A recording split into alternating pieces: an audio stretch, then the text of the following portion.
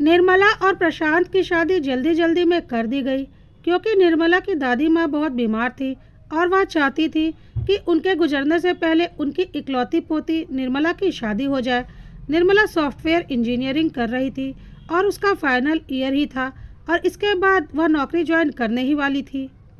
लेकिन तब तक जल्दी जल्दी में उसकी शादी कर दी गई और निर्मला अपने ससुराल आ गई। निर्मला का पति विकास एक सरकारी कर्मचारी था। निर्मला के ससुराल में निर्मला की सास, निर्मला का पति और एक कुंवारी ननद थी। निर्मला के ससुर जी का देहांत 3-4 वर्ष पूर्व हो चुका था। कुल मिलाकर अच्छा परिवार था और सब हंसी खुशी रह रहे थे। निर्मला की सासू माँ के पैरों में थोड़ी दिक्कत थी, इसलिए उन्हें घर के काम करने में दिक्कत होती थी। विकास का कहना था कि मैं अच्छा खासा कमा लेता हूँ, तुम चाहो तो घर पर रह सकती हो, मम्मी को भी थोड़ी मदद मिल जाएगी। ऐसी कोई खास ज़रूरत नहीं है कि तुम्हें नौकरी करनी ही पड़े। निर्मला को भी विकास की बातें सही लगी और उसने बोला, हाँ तुम ठीक कहते हो, और जब ज़रूरत होगी तो क्वालिफ़िकेशन तो है ही, मैं नौकरी कर लूँगी। सब अच्छा चल रहा था। निर्मला की ननद अभी पढ़ रही थी और पढ़ाई पूरी करने के बाद उसकी भी शादी करनी थी।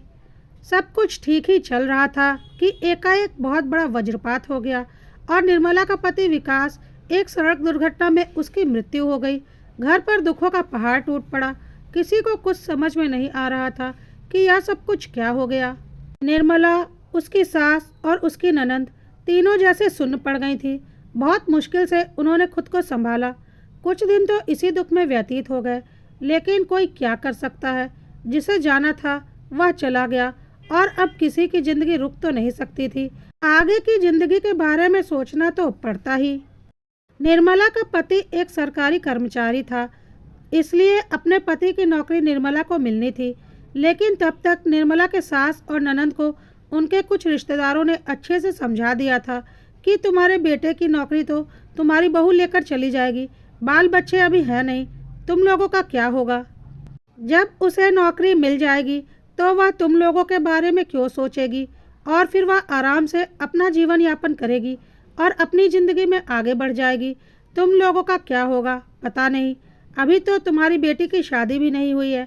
हालांकि निर्मला बहुत अच्छे स्वभाव की थी, फिर भी लगातार एक ही जैसी बातें निर्मला के सास के मन में भरी जा रही थी और ना चाहते हुए भी निर्मला के सास ने अपने दिल की बात निर्मला से कह दी और बोला, इसमें तुम्हारी कोई गलती भी नहीं है, तो जो हमारे नसीब में लिखा होगा वह होगा। तुम्हारे पति की नौकरी पर तो तुम्हारा ही हक होता है। ठीक है, वह मेरा बेटा था, मेरी बेटी का भाई था, लेकिन तुम्हारा तो पति था। कोई बात नहीं, जो हमारे नसीब में लिखा होगा। निर्मला ने बोला, माँ जी, आपने मुझे ठीक से समझा नहीं। इतने दिनों में भी आप मुझे समझ नहीं पाई। जैसे विकास की आप माँ हैं, वैसे ही आप मेरी भी माँ हैं और विकास की बहन सुनीता मेरी भी बहन है। तो आपने ऐसा कैसे सोच लिया? मैं तो खुद इस बारे में सोच रही थी। मैं तो खुद एक क्वालिफाइड इंजीनियर हूँ और मुझे बहुत आसानी से कहीं भी नौकरी मिल जाएगी। इसलिए मैंने सोचा है कि विकास की नौकरी सुनीता को मिले और मैं विकास के ऑफिस में एप्लीकेशन डाल दूँगी ताकि आप लोगों का फ्यूचर सिक्योर हो सके और मैं कहीं और नौकरी कर लूँगी। विकास की माँ और सुनीता सोच भी नहीं सकते थे कि निर्मला इतना बड़ा त्याग कर देगी, लेकिन निर्मला ने बहुत आसानी से अपने पति की नौकरी अपनी ननद को दिलवा दी और खुद एक कंपनी में जॉब करने लगी। घर पर सास की देखभाल के लिए एक औरत को रखवा दिया गया ताकि उन्हें कोई दिक्कत ना हो और दोनों ननद भाभी अपने अपने नौकरी में व्यस्त हो गईं।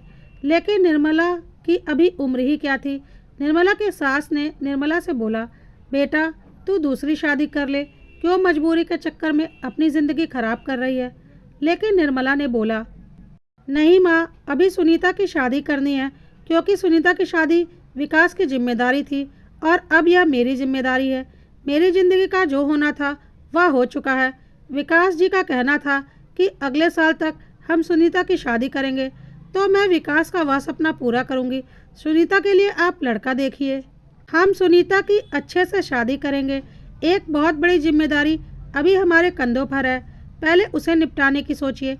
निर्मला की सास ने सोचा, बहुत अच्छी किस्मत है उनकी जो उन्हें आज के ज़माने में ऐसी बहू मिली है और उन्होंने देखभाल कर सुनीता की एक बहुत अच्छे लड़के से शादी तय कर दी।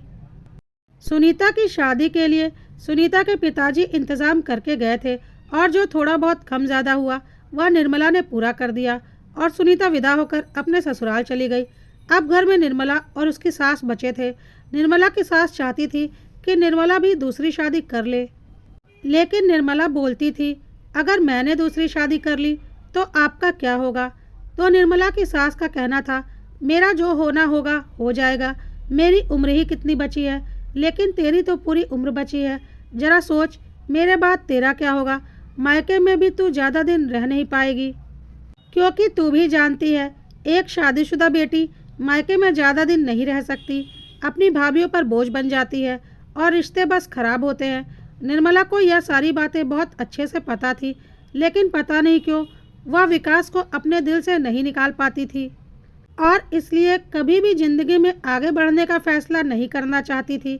निर्मला का कहना था, जो जैसा चल रहा है चलने दीजिए। इसी तरह से 2 साल का वक्त और बीत गया।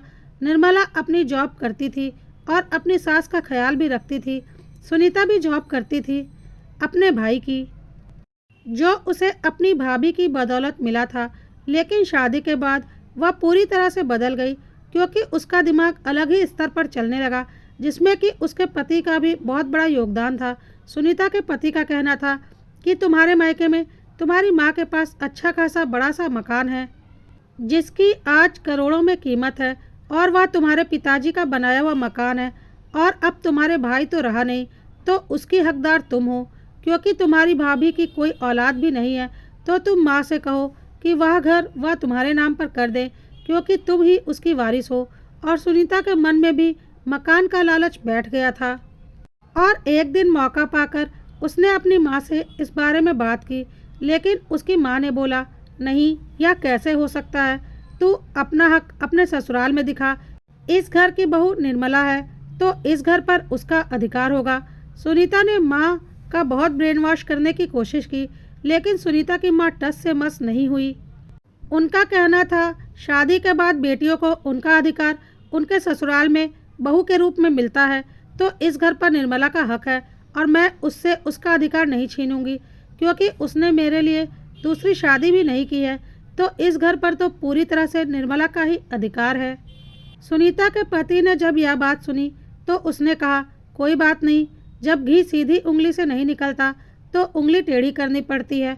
हम कोर्ट जाएंगे और केस कर देंगे, और केस हमारे हाथ में ही आएगा, क्योंकि तुम उनकी बेटी हो और तुम्हारा भाई रहा नहीं, तो वह घर तुम्हें ही मिलना चाहिए, और बहुत हुआ तो उस घर का आधा हिस्सा तुम्हारी भाभी को मिलेगा, पूरा वह कैसे ले सकती हैं। जब यह बात सुनीता ने अपनी माँ से कही तो उसकी माँ को यकीन नहीं हुआ कि वह इतनी नीच सोच की कैसे हो सकती है। उन्होंने एक जोरदार तमाचा सुनीता के मुंह पर मारा और बोला, इतनी स्वार्थी तू कैसे हो सकती है।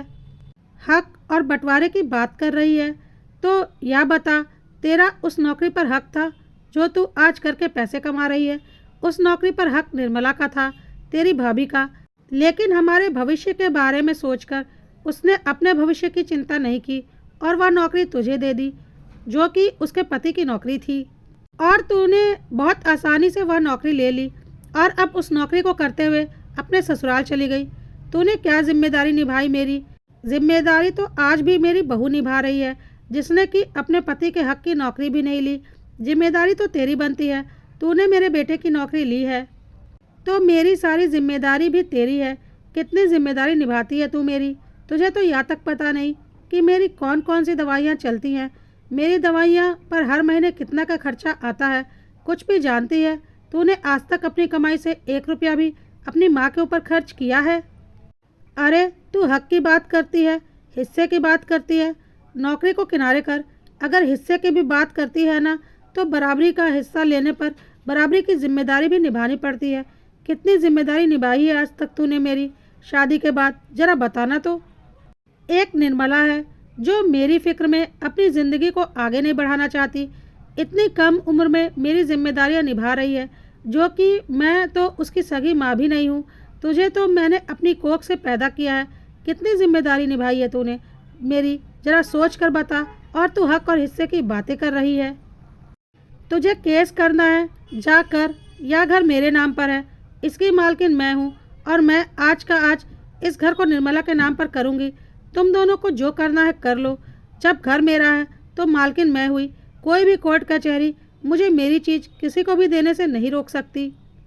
और मैं यह घर आज के आज अपनी बहू निर्मला के नाम करूँगी, क्योंकि मुझे पता है पैदा तो मैंने तुझे किया है पर बेटी तो मेरी निर्मला ही है, और तूने आज यह घटिया हरकत करके मेरी बेटी होने के सारे हक भी खो दिए। जिंदगी में कभी दोबारा मुझे अपनी शक्ल मत दिखाना। सुनीता के पास अपनी माँ की बातों का कोई जवाब नहीं था। वह चुपचाप अपना सा मुंह लेकर अपने ससुराल जाने लगी। निर्मला ऑफिस से आ चुकी थी और बाहर खड़ी थी और सारी बातें सुन रही थी। सुनीता जाते जाते निर्मला को देखकर यह बोली कि तुमने मुझसे मेरी माँ को छीन लिया। तो निर्मला ने जवाब दिया, मैंने तुमसे कुछ भी नहीं छीना। तुमने अपनी हरकतों से अपनी माँ को भी आज खो दिया, लेकिन फिर भी मुझे इस मकान का कोई लालच नहीं है। मैं इतना कमा लेती हूँ कि आराम से अपने लिए एक छोटा सा घर तो ले ही सकती हूँ। तो मैं मम्मी से बात करती हूँ इस बारे में। लेकिन निर्मला की सास ने निर्मला से बोला, तू कुछ नहीं बोलेगी, महान बनने का ठेका ले रखा है तूने। खबरदार जो अपनी महानता दिखाई। जो हो रहा है होने दो, मुझे उससे कोई लेना देना नहीं। मैं उसकी शक्ल भी नहीं देखना चाहती। बोल दे उससे निकल जाए मेरे घर से। मेरी एक ही बेटी है जो कि तू है, और मेरा एक बेटा था जो अब नहीं रहा, और मेरा कोई नहीं है। बोल दे उसे कि तुरंत मेरे घर से बाहर निकले, नहीं तो धक्के मारकर इस घर से बाहर निकाल दूंगी। यह सब कुछ सुनकर सुनीता चुपचाप वहाँ से चली गई। सुनीता के जाते ही निर्मला की आंखों से आंसू बहने लगे और वह बोली, मम्मी यह सब कुछ क्या हो गया? मेरी वजह से आज आपके और सुनीता के बीच का रिश्ता खराब हो गया। निर्मला की सास ने उसे गले से लगा लिया और बोला, नहीं बेटा, तेरी वजह से कुछ भी नहीं हुआ, बल्कि तू तो वह डोर है जिसने सबको बांध कर रखा हुआ था। इतना बड़ा बलिदान दिया है तूने अपनी ज़िंदगी में। तेरा पति भी नहीं रहा, उसकी नौकरी भी तूने अपनी ननद को दे दी। अपनी सास की जिम्मेदारी भी आज तक उठा रही है, जो कि तू चाहे तो आसानी से छोड़कर जा सकती है। यह घर भी अगर मैं उसे दे दूंगी तो क्या मुंह लेकर मैं ऊपर जाऊंगी? इस घर पर सिर्फ और सिर्फ तेरा हक है। निर्मला ने बोला, नहीं मम्मी, मुझे कुछ नहीं चाहिए। तो निर्मला की सास ने बोला, तू चुप कर, तू यह तय नहीं करेगी कि तुझे क्या चाहिए और क्या नहीं।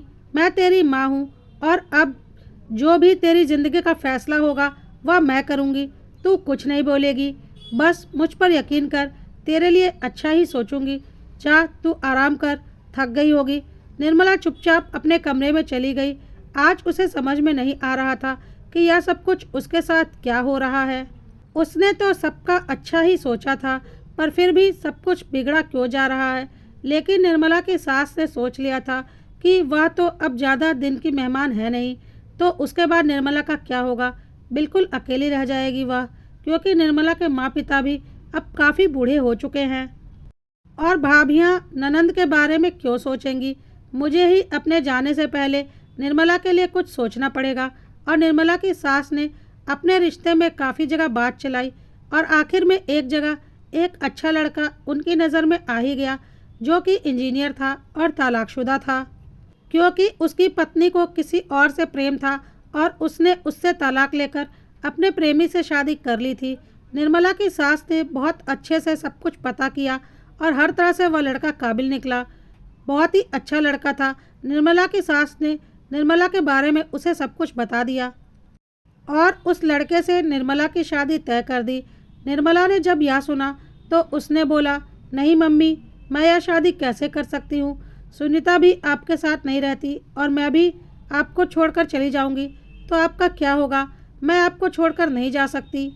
लेकिन निर्मला की सास का कहना था, मेरे लिए तू अपनी ज़िंदगी खराब क्यों करती है? मैं तो कुछ दिन में ईश्वर के पास चली ही जाऊंगी, तेरी सारी उम्र पड़ी है। लेकिन निर्मला कुछ भी सुनने को तैयार नहीं थी।